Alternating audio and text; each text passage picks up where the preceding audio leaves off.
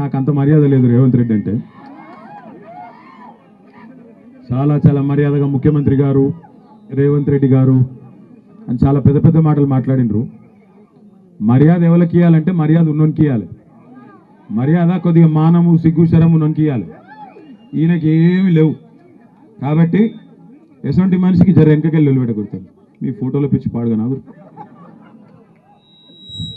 పేరు ఇష్టం వచ్చిన రోత ఉట్టించే మాటలు, మామూలు మనుషులు మాట్లాడే మాటలు కూడా కాదు.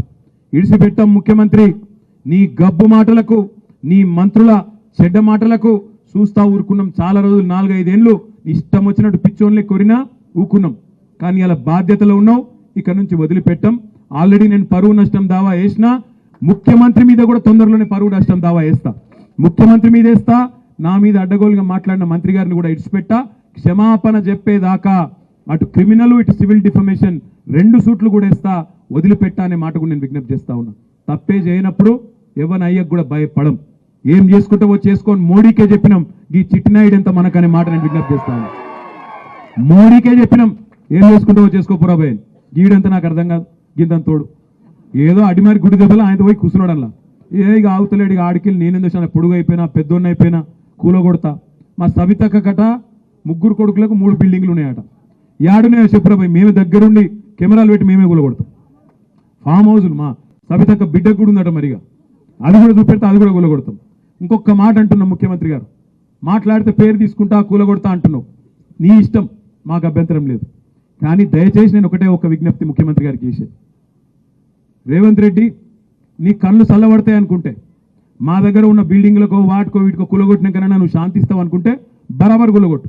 కానీ ఆడికి బంద్ చేయి, ఆడికి కులగొట్టుడు బంద్ చేయి, పేదోళ్ళ కడుపుల కొట్టుడు బంద్ చేయి. మా ఇల్లు కూలగొడితే నీ కడుపు చల్లబడుతుంది అనుకుంటే మా ఈ కులగొట్టు, ఆడికి ఆపేయి. పేదవాళ్ళకి మాత్రం కులగొట్టుడు దయచేసి ముట్టుకోకు. ఎందుకంటే ఇవాళ బాధ అనిపిస్తున్నది. ఓదికేమో రైతుల గోస ఇక్కడ ఇట్లున్నది ఊళ్ళల్లో. హైదరాబాద్ పోతేనేమో ఆ మూసికాడికి పోతే పాపం 30 ఏళ్ళు 40 ఏళ్ళు 50 ఏళ్ళకేంచి వాళ్ళని ఇవాళ ఆక్రమణదారులు అంటాడు ఒకడు, కబ్జాదారులు అంటాడు ఒకడు. అరే నువ్వే ఇచ్చినావు కదా రాబాయ్, నువ్వే కాగితాలు ఇస్తువి, నువ్వే వాళ్ళకి రిజిస్ట్రేషన్ చేస్తువి, నువ్వే బిల్డింగ్ పర్మిషన్ ఇస్తువి, నువ్వే 40-50 ఏళ్ళకెళ్ళి వాళ్ళతోని గర్పట్టి కట్టించుకోబడుతుంది, 40-50 ఏళ్ళకెళ్ళి మున్సిపల్ నీళ్ల పన్ను కట్టించుకోబడుతుంది.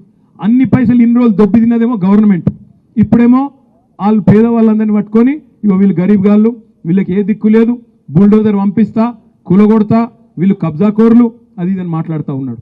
నేను అడుగుతా ఉన్నా రేవంత్ రెడ్డి, మొదలు నిజంగానే నీకు చిత్తశుద్ధి ఉంటే రెడ్డికుంటలో, కొడంగల్లోని రెడ్డికుంటలో ఎక్కడనైతే నీ సొంత ఇల్లుందో అది కూడా కుంటలనే ఉంది, దమ్ముంటే దాన్ని కూలగొట్టి పేదవాళ్ళ మీదకి రా అని చెప్పి నేను సవాల్ చేస్తా ఉన్నా.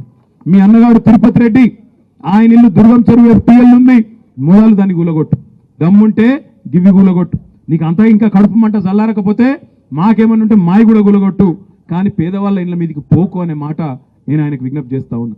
నీకు పైసలు కావాలి, కమిషన్లు కావాలి, రాహుల్ గాంధీకి పంపాలి, కుర్చీ కాపాడుకోవాలి. మాకు నీ బాధ అర్థమవుతుంది. నీకు అంతగానం పైసలు పిచ్చి ఉంటే 4 కోట్ల మంది తెలంగాణ ప్రజలం చందాలు వేసుకుంటాం. గణేష్కు చందాలు వేసుకున్నట్టు చందాలేసి నీ మొఖాన కొడతాం. కానీ పేదవాళ్ళ కడుపు కొట్టుడు బంద్ చేయనమాట. చందాలు ఇయ్యరాయండి మీరు కందుకూరులో. 5-10 రూపాయలు ఎక్కువేం కాదు. రేవంత్ రెడ్డికి 5-10 రూపాయలు ఇచ్చి ఢిల్లీ వాళ్ళ కమిషన్లు పంపుకో, నీ కుర్చీ కాపాడుకో అని చెప్పి అవసరమైతే 4 కోట్ల మంది జోలే పట్టి చందాలు అడుక్కొని ఢిల్లీకి కప్పం కట్టాలి కదా మరి ముఖ్యమంత్రి పదవి కాపాడుకోవాలంటే. అందుకే ఈ పనులన్నీ చేస్తున్నాడు. నేను ఒకటే మీ అందరికి కూడా చేసే విజ్ఞప్తి, మనం గట్టిగా ఉన్న రోజులు రేవంత్ రెడ్డి ఏమనుకుంటుండంటే ప్రజలు పిచ్చోళ్ళు ఇలా అన్నీ మర్చిపోతారు, మొదటి సంవత్సరంలో ఇవాళ లొలి పెడతారు, మళ్ళీ ఆఖరి సంవత్సరంకి వచ్చే వరకు మళ్ళీ నేను పుల్లెట్ మాటలు చెప్తా, మర్చిపోతారు. ఆయనత పోయినసారి తులం బంగారం అన్నా, ఈసారి మా ఆడపిల్లలందరినీ కలిసి ఆయన 10 తులాల బంగారం ఇస్తా అని చెప్తా, నమ్ముతారు. ఆయనత మళ్ళీ నాకే గుద్దుతారు అనుకుంటాను. ఇంకొక మాట చెప్తున్నాడు అందరికీ, 100 రోజుల్లో అని చెప్పినా కానీ ఆఖరి 100 రోజులలో ఇస్తా.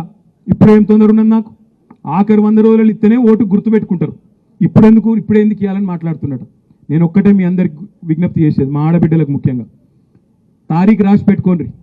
మొదలు 100 రోజులలో ఇస్తా అన్నాడు, ఆ తర్వాత ఒక్కొక్క రోజు ఎంతెంత అయితే లేట్ చేస్తుండో మొత్తం మిత్తితో సహా ఇయ్యాలి.